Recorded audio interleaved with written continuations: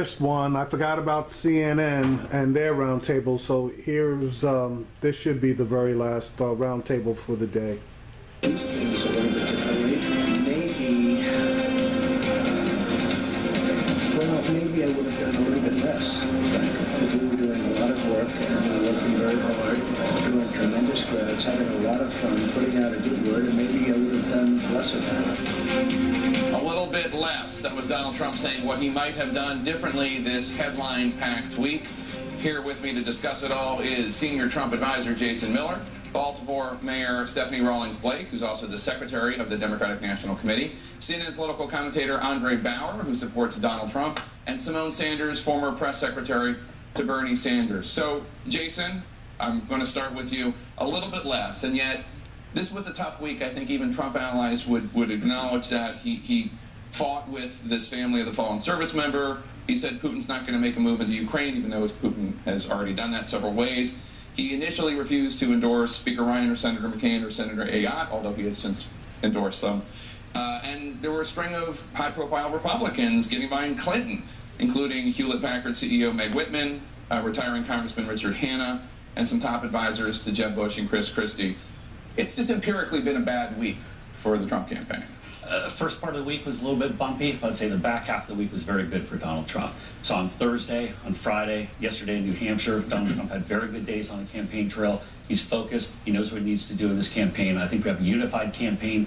Even more so than that, I think we have a candidate that's unified with his campaign, and he's now laying out his vision. Tomorrow will be in Detroit, rolling out economic vision, talking about the differences between the candidates on national security. And I think he's focused on exactly what he needs to go and do. Well, you said the candidate is unified with his campaign. Shouldn't that be automatic? Shouldn't the campaign and the candidate be one and the same? People have been underestimating Donald Trump since the beginning of this. Talk about the Republican primary where folks didn't think that he would be the nominee. He's an unconventional candidate. He's not a blow-dry Washington candidate. He is a candidate who really has tapped into the American voters, tapped into that frustration.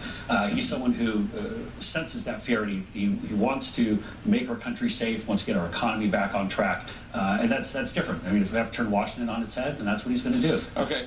All right, so he made a boo-boo.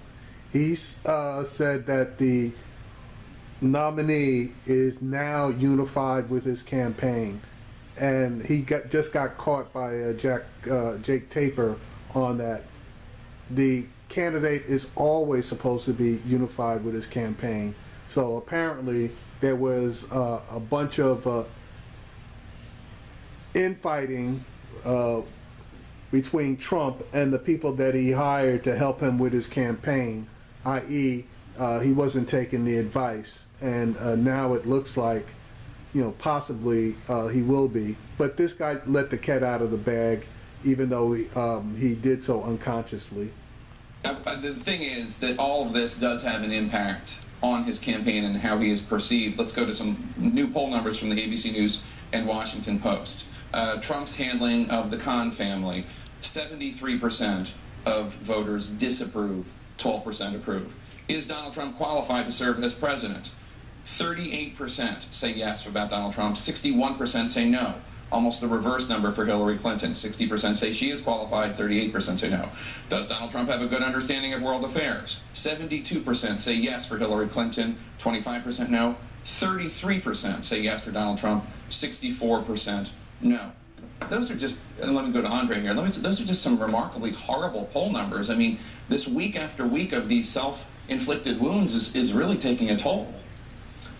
Well, there are other polls too, and when you talk about the number one and number two issue, jobs and the economy, I think the polls are exactly the opposite. They say we don't reach out to millennials as a Republican Party, so I would say, in the words of DJ Khaled, major key alert. Donald Trump back on message. He's raising money. He's bringing the 10 in. He's bringing new folks in. And he's got people energized. Look at these rallies that have tens of thousands of people coming out. I haven't been polled. There's a lot of people that aren't showing up on these polls that are fed up. They want the ox out of the ditch. They want a change maker in Washington, and he is the only person talking about changing Washington. Okay, but wait. So they want a change maker in Washington, but Donald Trump has not demonstrated that he's a change maker with the actual plan. So I'm actually looking forward to his speech in Detroit on Monday, because I hope we'll hear some meat and potatoes. I think these poll numbers, while yes, polls do go up and down, I think they're startling, and they're something that folks should be paying attention to. It's demonstrating that folks do not think Donald Trump is fit to be president. Matter of fact, he's temperamentally unfit to be president. He kicked a baby out of his rally in Virginia this week. And would have kicked DJ Khaled out. Virginia is for lovers, not for haters. Well, Madam Mayor, let me ask you, is there a risk here? Because, you know, this is just August. We don't know what's going to happen in November. Is there a risk of Democrats getting too confident here? I think if we paid attention as much as pollsters and as much as the media does to the polling, we can get complacent. And I think there's a risk that people might not come out to vote. But we're not going to do that. This election is too important. And the poll numbers are great now, but the poll numbers that matter are the polls in November. And that's getting people out to the poll to vote. There's so much that's happening with voter suppression. Why? Because that's the only way the Republicans win. If they close the tent, reduce the tent, keep voters away from the polls, we're not going to be fooled. So all of this, you know, the bad week for Trump, the good week for Clinton, that's fine this week, but we're very focused on a grassroots game to get people to the polls. This election matters too much. Andre, you talked about, Jason, I'll come right to you. Andre, you talked about how that's just one poll. Let's just go to another poll, battleground states, because that's the ones that Jason and the campaign hunches, when they get together, those are the ones they care about. It's not a national referendum, it's a state-by-state election. Just in some battleground states, Florida, Clinton +6, Michigan, Clinton +9, Pennsylvania, which is a key state that you guys have to win, Jason, as you know, Clinton +11, New Hampshire, Clinton +15. I know that there's a Reuters Ipsos poll that's an internet poll that you guys like to talk about, but generally speaking, that seems to be an outlier. The polls are not good for you. So I'm going to push back on that. There are a couple of things. The single most important number to keep in mind is that 70% of the American public thinks that we're going in the wrong direction. And for Hillary Clinton to be doubling and tripling down on wanting to have this third term puts her in a real difficult spot. Case in point, on Friday, as we saw Secretary Clinton Let me stop him there real quick. 70% of the American people think we're going in the wrong direction. I did a video on that. It depends on how you ask that particular question. What are they specifically referencing when they're talking about America's going in the wrong direction? 70% of the American people can say America's going in the wrong direction as far as race relations are concerned, but that the economy is moving in the right direction. So again, you have to really drill down into that 70% to see exactly what they're talking about as far as what exactly are we going in the wrong direction on. Stumble, and again, tripling down on this lie on her email server. Which we'll get to in the next section. Yeah, we're coming back to that. Yeah. But the fact that it reminds people immediately just how much they dislike Hillary Clinton. So not only do we have a Reuters poll showing that we're within 3 points, but they LA Times tracking almost 1 moment. LA Times. But that is right. If you could address the mayor's point. Yes. Voters have their issues with Hillary Clinton. They have bigger issues with Donald Trump, according to these same polls. But the point being, the elasticity of this race, there can be a lot of movement real quick. Beginning of the week, the fact that they don't like beginning of the week, God is great for Donald Trump. End of the week, he's doing great. The campaign is doing strong. I know we're going to go into fundraising a little bit later, but turning out the big crowds, this is a candidate's focus. But here's the question. See, and that's the problem. When you nail these Trump surrogates with the same information that they're trying to use, in this particular case, he was stating, he was referencing a poll where the American people really don't like Hillary Clinton. In that same poll, the American people said they don't like Donald Trump even more. So he brought it up as soon as he's challenged with specific information, he dances away from it and tries to move someplace else. And Mayor Rollins caught him on it. And he tried to close her down, but she wasn't having it, and she kept going on his ass. Address the mayor's point, if you would. Who is he going to turn around? Because a lot of people really are set in not liking him, and I'll come to you after this, Andre. He's going to turn around people who want to change in this country. People think we're going in the wrong direction. People who think that sending $400 million in cash to Iran is the world's largest state sponsor of terrorism is terrible. People think that 3 quarters in a row of GDP growth under 2% is terrible. People who've been left behind, by this economy is terrifying. People might be doing okay in D.C. and New York. They're not doing okay in the rest of the country. One of the mayors from Baltimore, but And he doesn't have a plan, as Simone No said. plan, no meat and potatoes Well, to the plan. I can tell you Hillary and Clinton's furthermore, plan, when you say which is to raise taxes. who Donald Trump is, we can talk about Secretary Clinton's actual meat and potatoes and the plans that she actually has to build up hardworking middle-class families in this country, to address racial barriers and break down the barriers. Donald Trump is talking about building walls.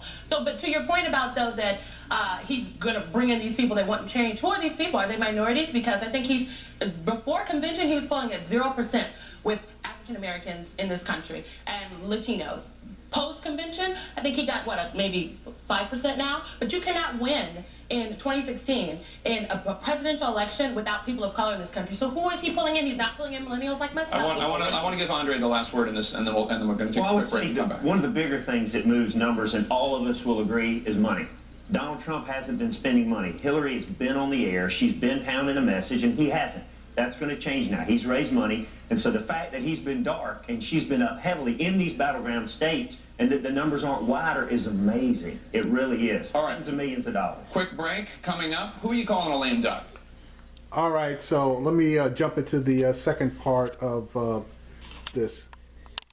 All right, here's the second piece. I may have short-circuited, and for that, I will try to clarify. I do think, having him say that my answers to the FBI were truthful, and then I should quickly add, what I said was consistent with what I had said publicly. Sure. Now, let me say this, and a lot of people might not know what went down here. This was Hillary Clinton at the National Association of the National Association of Black Journalists and the National Association of Hispanic Journalists, okay? And she gave a really long, not all that long speech before the group, and she allowed limited questions. The questions were pre-screened, and she still screwed up. She had no, and still probably to this day has no answer on the email crap, where everyday people can give an answer that we will find acceptable, maybe not great, but an acceptable answer that would allow her to move away from this. So how this woman pre-screens a question of this nature and does not have a prepared answer is beyond the pale. With what I had said publicly. Short Circuit, not just a bad Steve Gutenberg movie from the 80s, also Hillary Clinton's explanation for why she keeps repeating a line that the Washington Post fact-checkers have given 4 Pinocchios. We're back with our panel. Madam Mayor, this is, speaking of self-inflicted wounds, Hillary Clinton keeps repeating this. Yes, the FBI said that she was truthful with them. They did not say that she was truthful with the American people. Why is it so hard for her to acknowledge that she made a mistake here and move on? Why does she keep doubling down? I think she's being very careful, and this is something that's very personal to her. I think anyone that is called a liar, if you care about your reputation and your character, that means something, and she wants to make sure that people understand where she was being truthful. That being said, she should take a page out of Donald Trump's book. It's over. You apologize, acknowledge, move on. The more you double down, as Trump has done on his missteps, his lies, the further and further he sinks in the polls. So my suggestion would be to let's do as much as we can to put this behind us, because people want to believe in a hopeful America, and the only candidate that's running for president that has a positive outlook on the country is Secretary Clinton, and she should own that space and run with it. Jason, I'll come with you in a minute. I see you furiously writing things that you want to say, but Simone, you used to work for Bernie Sanders. Yes. This was the kind of thing that the Sanders campaign and the Sanders supporters would get so angry about. Why is she doing this? What do you feel? So I feel this. So one, I'd like to remind everyone that during one of the first debates, Bernie Sanders said, I'm tired of hearing about the damn emails. Can we focus on the issues? And so part of this is I think we just need to focus on the issues. The server question has been asked and answered, asked again, and answered another time. Secretary Clinton has noted. She apologizes. If she could do it all over again, she wouldn't have. I know, but she's creating a new thing here. She wouldn't have. Well, I think the thing is, so one, Secretary Clinton opened herself up to take questions from the media. Folks were like, oh, she's doing this, she created it. It was, I do believe she was responding in answer to a question she got from journalists at NABJ. So, look, I think it's been asked and answered. She was truthful in saying that the FBI said that when she went and talked to the FBI, they didn't call her a liar. They didn't say she lied. Right. They said she was truthful there. Yeah, but not to the American people. They didn't say she was truthful to the American people. But they didn't say she lied to the American people either, Jake. But Well, what they did, but what Director Comey did say is that there were, I think it was 3 emails that didn't have any markings, but they were classified. And even a trained eye would know. But I think the people, here, I take your point on the classification was not marked properly. That's true. But take a listen to this. This is Congressman Trey Gowdy, Republican of South Carolina, talking to FBI Director Comey. Secretary Clinton said there was nothing marked classified on her emails, either sent or received. Was that true? That's not true. There were a small number of portion markings on, I think, 3 of the documents. Secretary Clinton said, I did not email any classified material to anyone on my email. There is no classified material. Was that true? There was classified material emailed. So, Madam Mayor, this is the problem, is that James Comey did not give her a clean bill of health. He said, yes, she told the truth to us, but then when asked about specifics of things that she had said to the public, he said, no, that's not true, no, that's not true. I think the Secretary's been very clear. Had she had the ability to do it all over again, she wouldn't have 2 different servers. She would have been more careful. I'm convinced that people, just like Bernie Sanders, are done with hearing about the email. The only people that are focused on this and trying to trip her up with what did you say, when did you say it, how did you say it, are the people that are trying to distract from the real issues at hand. This election is about who has the better qualifications, who has a better temperament to lead our country forward. And it's clear that there's only one candidate, and that's Secretary Clinton. When we focus on these issues that are non-issues, we detract from the fact that we have somebody that's running for president that scares the CIA. And that should be the issue that we're focused on. We don't want someone with Trump's temperament, Trump's thin skin, being in charge of our country. Jason, that's the point for a lot of people who are watching this, is that even if voters have issues with Secretary Clinton when it comes to trust, there is this fitness for the office question that no less than the former director of the acting director of the CIA has raised. And then also President Obama raised it this week, talking about whether or not Donald Trump could even be up to the job. Take a listen. I think the Republican nominee is unfit to serve as president. If you are repeatedly having to say in very strong terms that what he has said is unacceptable, why are you still endorsing him? Jason? So, Jake, I want to get into this last point talk about the short circuit for a minute. The reason, go to Simone, to your old boss, Bernie Sanders, and his description of Hillary Clinton is that she has bad judgment. That is why this email issue is such a big deal. So, she has bad judgment. No. Bad judgment. So I was the press secretary for Senator Sanders, so I think I know what it is exactly that he said. Senator Sanders was laser focused on the issues during the primary campaign, and he has noted that there are things that he disagreed with Secretary Clinton on how to get them done, but he has fully endorsed her, noting that there is no one in this race other than Secretary Clinton that is fit to be president, the next president of the United States of America. She's good on the economy, she's good on health care, she's good on taxes, she's good for hardworking people in this country, and Donald Trump, frankly, is not. I mean, these are just unfounded live attacks that Republicans just want to throw out there. The email issue is such a big deal. For Hillary Clinton to get out there not once, not twice, but 3 times this week, lie on this email issue shows that she has bad judgment. And then her final answer to be that she's short-circuited. I mean, where else has she been short-circuiting? Talk about Benghazi, we're talking about domestic policy, talk about the withdrawal of Iraq. And this goes right to the core competency and the judgment of Secretary Clinton. The Khan family. Was that a short circuit? Was that bad judgment? Secretary Clinton is not fit to lead this country. But I mean, can you answer her question? As we saw, again, the attacks coming out of the Democratic convention, I think what we want to talk about here. The difference is she owned it. She said she short-circuited and she's wanted to move forward. The problem with Trump is you, him, and his surrogates refuse to own your mistakes. I have a 12-year-old daughter. I said, people make mistakes all the time. You own it, you learn from it, you move on. Jay, What we're seeing from the Trump campaign and his surrogates is a refusal to acknowledge any mistake, any mistake. Like lying to the American public on the emails? Donald Trump lied multiple times this week, by the way. He's not truthful on many things. And again, there's no substance. And so if we want to talk about lying to This the was American why. I'm going to have to fact check that you have a 12. Yeah, see that that was a good one. I mean, that was more entertaining because another 30 minutes of this, and it would have been just as entertaining. And hopefully, this should be it as far as being my last round table that I reviewed today.